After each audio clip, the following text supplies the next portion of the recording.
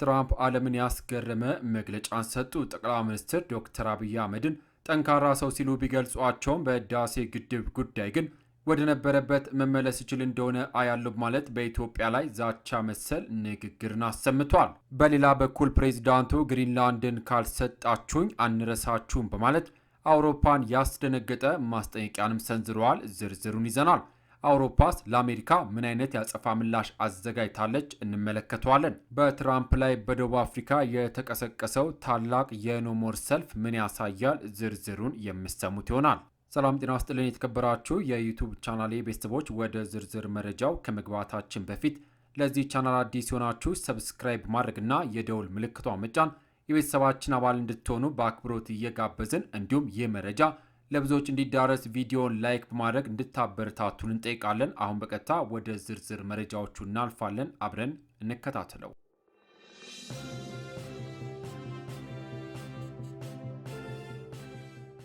ክቡራን አድማጮች፣ ወደ መጀመሪያው መረጃችን ሳልፍ ትራምፕ ስለ ጠቅላይ ሚኒስትር ዶክተር አብይ አህመድና ስለ ግድቡ ምን አሉ?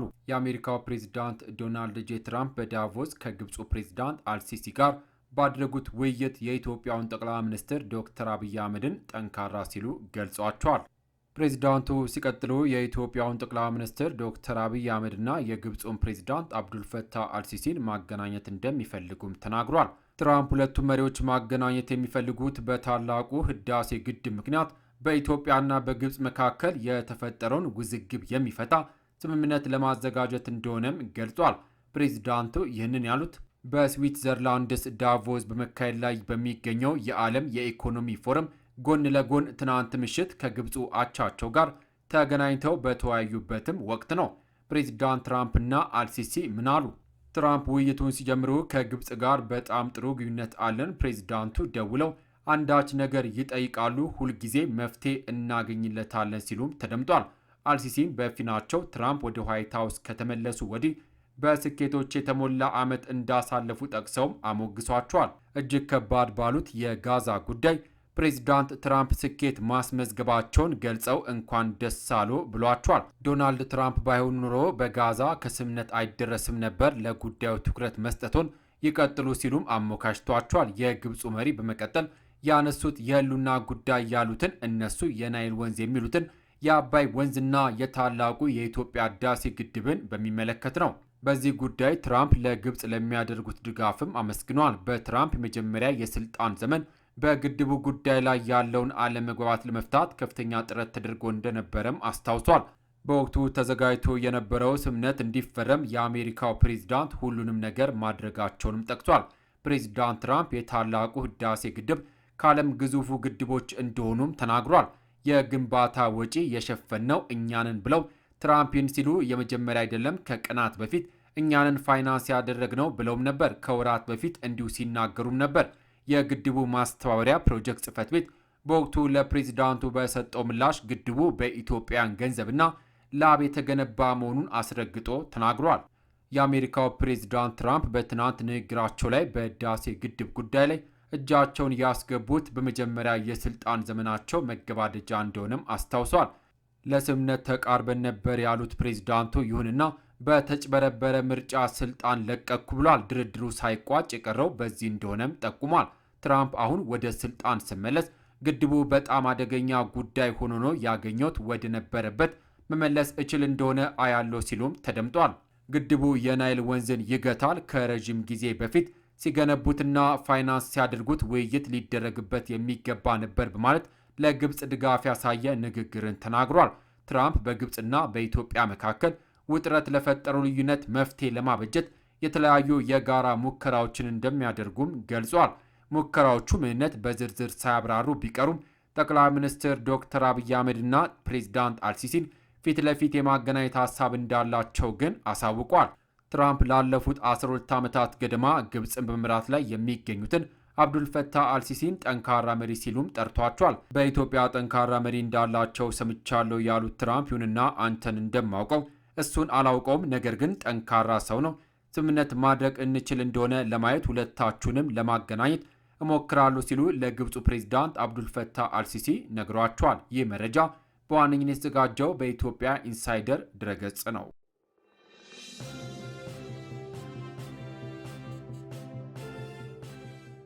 በሌላ ዜና ፕሬዚዳንት ትራምፕ እጆን ከኢትዮጵያና ከአፍሪካ ላይ ያንሱ የሚል መፈክር ተይዞ ሰልፍ ሊወጣ ነው። በደቡብ አፍሪካ የሚኖሩ ኢትዮጵያን በፕሬዚዳንት ትራምፕ ንግግር ላይ ያላቸውን ተቃውሞ በኔልሰን ማንዴላ አደባባይ ሊያስተጋቡ ነው።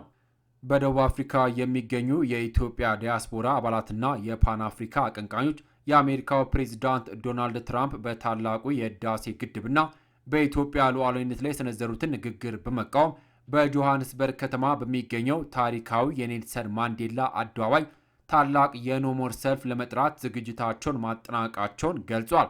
የሰልፉ አስተባባሪዎችም እንደገለጹት ይህ ንቅናቄ በቅርቡ ፕሬዚዳንት ዶናልድ ጄ ትራምፕ ከግብፅ ፍላጎት ጎን ለመቆም መወሰናቸውና በኢትዮጵያ ሀብትና ጉልበት የተገነባው ግድብ በደቡብ አፍሪካ የሚገኙ የኢትዮጵያ ዲያስፖራ አባላትና የፓን አፍሪካ አቀንቃኞች የአሜሪካ ፕሬዚዳንት ዶናልድ ጄ ትራምፕ በታላቁ የህዳሴ ግድብና በኢትዮጵያ ሉዓላዊነት ላይ የሰነዘሩትን ንግግር በመቃወም በጆሃንስበርግ ከተማ በሚገኘው ታሪካዊ የኔልሰን ማንዴላ አደባባይ ታላቅ የኖሞር ሰልፍ ለመጥራት ዝግጅታቸውን ማጠናቀቃቸውን ገልጿል።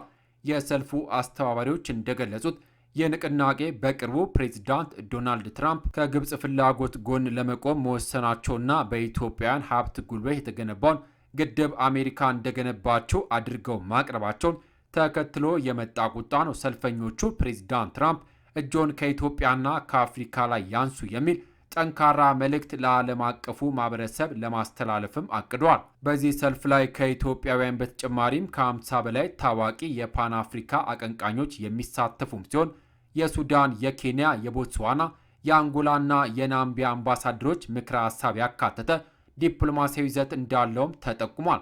የተቋሙ ዋና ዋና ነጥቦች ኢትዮጵያ በአባይ ወንዝ ላይ ያላትን የተፈጥሮ ባለቤትነት የሚጋፉ ማንኛውም የውጭ ጣልቃ ገብነት አለመቀበል፣ የህዳሴ ግድብ ግንባታ የገንዘብ ምንጭን በተመለከተ በፕሬዚዳንት ትራምፕ የተሰጠው የተዛባ መረጃ ማውገዝ፣ ኢትዮጵያ በቅርቡ የኒውክሌር ኃይል ማመንጫ ይፋ ባደረገችበትም ማግስት አፍሪካን ለማወክ የሚደረጉ እንቅስቃሴዎችን የማንቂያ ደውል በመሆን መመከት። የሰልፉ አስተባባሪዎች በመጨረሻም አባቶቻችን በጀግንነታቸው ያቆዩልን የአፍሪካ ህብረት መዲና የሆነችውን አዲስ አበባን የህዳሴ ግድባችን የሉዓላዊነታችን መግለጫ አድርገን እንጠብቃለን በማለት ሁሉም ኢትዮጵያውያን አፍሪካውያን የሀሳብ ልዩነቶቻቸውን አጥበው ለሀገራቸው ድምፅ እንዲሆኑም ጥሪ አቅርበዋል።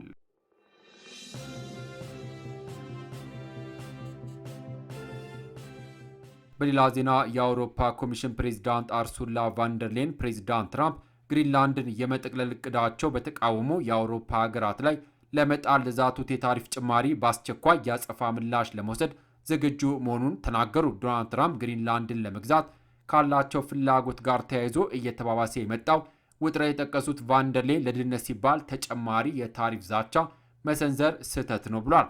አውሮፓ ውይይቶችና መፍትሄዎችን ትመርጣለች፣ ነገር ግን አስፈላጊ ሆኖ ሲገኝ በአንድነት በአስቸኳይና በቁርጠኝነት እርምጃ ለመውሰድ ሙሉ በሙሉ ተዘጋጅተናልም ብሏል። ፕሬዚዳንቷ በዓለም አቀፍ ስርዓት ላይ እየታየ ያለው ድንገተኛ የሆነ ለውጥ ብቻ ሳይሆን ቋሚ ሽግግር ጭምር እንደሆነም ገልጿል።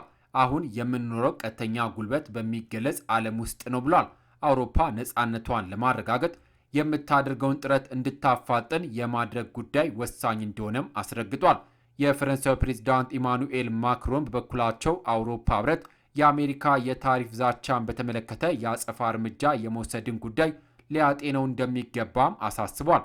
ፕሬዚዳንት ማክሮን ማክሰኞ ዕለት በዓለም ኢኮኖሚ ፎረም ላይ ባደረጉትም ንግግር ከጉልበተኛነት ይልቅ መከባበርን እንዲሁም ከጭካኔ ይልቅ የህግ የበላይነትን እንደሚመርጡም ተናግረዋል። ማክሮን የአውሮፓ ህብረት በአሜሪካ ታሪፎች ላይ የአጸፋ እርምጃዎችን እንዲወስድ እያሳሰቡ ካሉ መሪዎች መካከልም ናቸው። ፕሬዚዳንት ትራምፕ ግሪንላንድን ለመግዛት የሚያደርጉትን ጥረት እየገፉበት መሆኑና እናም ይህ እቅዳቸው በተቃወሙ 8 የአውሮፓ ሀገራት ላይ የታሪፍ ዛቻ መሰንዘራቸውን ተከትሎ በአሜሪካና በአውሮፓ መካከል ያለው ውጥረት ተባብሷል። የአውሮፓ መሪዎች የአሜሪካው ፕሬዚዳንት ለሰነዘሩት የታሪፍ ዛቻ ስለሚሰጡት ምላሽ ለመወያየት ዛሬ ሐሙስ እንደሚገናኙ የአውሮፓ ኮሚሽን ፕሬዚዳንቷ ቫንደርሌን ተናግረዋል።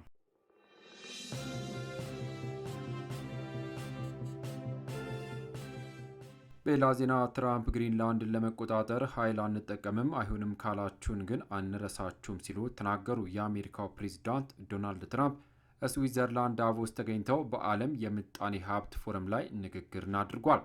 ትራምፕ በንግግራቸው መጀመሪያ ባለፉት 12 ወራት የስልጣን ዘመናቸው በአሜሪካ በምጣኔ ሀብትና በድንበር ጥበቃ ስኬት እንዳመጡም ተናግሯል።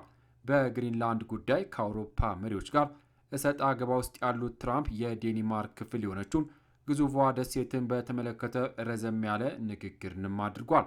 ግሪንላንድ መጠበቅ የምትችለው ዩናይትድ ስቴትስ ብቻ ናትም ብሏል። የአሜሪካ ፕሬዝዳንቶች ግሪንላንድን ለመግዛት ለ2 ክፍለ ዘመናት ሞክረዋል ያሉት ትራምፕ ዴንማርክ በደሴቷ ላይ እያፈሰች ያለችው መዋለ ንዋይ በጣም አነስተኛ ነው ሲሉም ተደምጧል። አሜሪካ ብቻ ናት ይህንን ግዙፍ መሬት መጠበቅ፣ ይህንን ግዙፍ የበረዶ ምድር ማልማትና ማሻል የምትችለው።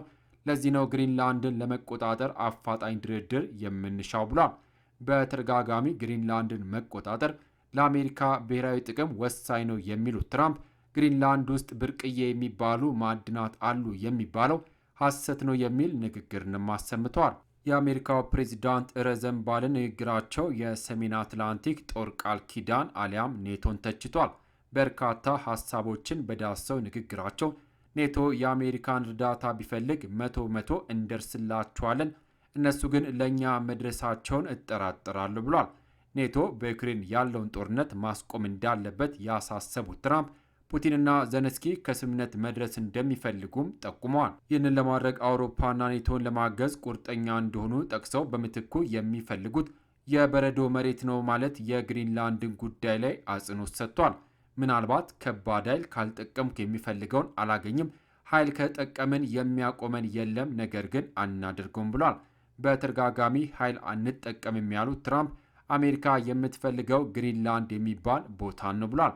ትራምፕ አሜሪካ በሁለተኛው የዓለም ጦርነት ወቅት ግሪንላንድ የአሜሪካ ነበረች፣ ነገር ግን መልሰን ለዴንማርክ ሰጠናት ብለው ሀገራቸው መልሳ መስጠት አልነበረባትም ሲሉ ዴንማርክ ምስጋና ቢስ እንደሆነችም ተናግሯል።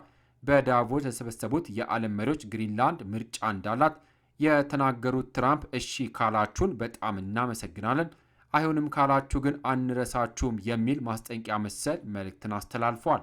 ግሪንላንድ በሰሜን አሜሪካና አርክቲክ መካከል የምትገኝ ቦታ ስትሆን የሚሳኤል ጥቃት ሲመጣ ቀድሞ ለማስጠንቀቅና በአካባቢው የሚንቀሳቀሱትን መርከቦችን ለመቆጣጠር ስትራቴጂካዊ ቦታ እንደሆነችም ይታመናል።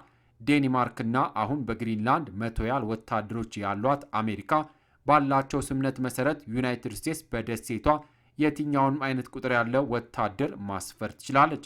ከተመደበላቸው ጊዜ 20 ደቂቃ አሳልፈው ለ1 ሰዓት ያክል ንግግር ያደረጉት ትራምፕ ኔቶ ላይ ያሰሙት ተቋሞ ከእውነት የራቀ መሆኑን ተንታኞች ይናገራሉ።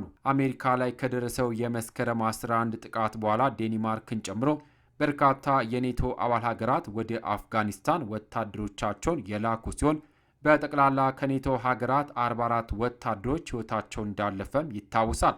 የካናዳው ጠቅላይ ሚኒስትር ማርክ ካርኒና የፈረንሳዩ ፕሬዚዳንት ኢማኑኤል ማክሮን የሚተች አረፍተ ነገር በንግግራቸው ጣል ያደረጉት ትራምፕ በዳቮስ ከምዕራባውያን መሪዎች ጋር ውይይት ያደርጋሉ ተብሎም ይጠበቃል። ዘገባው የቢሲ ነው። ክቡራትና ክቡራን የዛሬው መረጃዎቻችን እነዚህን ይመስሉ ነበረ። ትራምፕ በኢትዮጵያና በግብጽ መካከል መፍትሄ አመጣለሁ ቢሉም በህዳሴ ግድብ ላይ የሰነዘሩት ወደ ነበረበት እመልሳለሁ የሚለው ንግግር ግን ለብዙዎቹ ስጋት ሆኗል። በደቡብ አፍሪካ የተጀመረው የኖሞር ንቅናቄ ደግሞ አፍሪካውያን በውስጥ ጉዳያቸው ላይ የሚደረግን ማንኛውንም የውጭ ጣልቃ ገብነት እንደማይቀበሉ የታየበት አጋጣሚ ነው። እናንተስ የትራምፕ ንግግር እንዴት ተመለከታችሁት? ያላችሁን አስተያየት ከስር ባለው የኮሜንት መስጫ ላይ እንድታጋሩን እንጋብዛለን። ቪዲዮን ላይክ እናም ሼር ማድረጋችሁን አትዘንጉ። በቀጣይ በሌሎች በአዲስ መረጃ እስከምንገናኝ በያለንበት የዓለም ዳርቻ ቸር እንቆይ።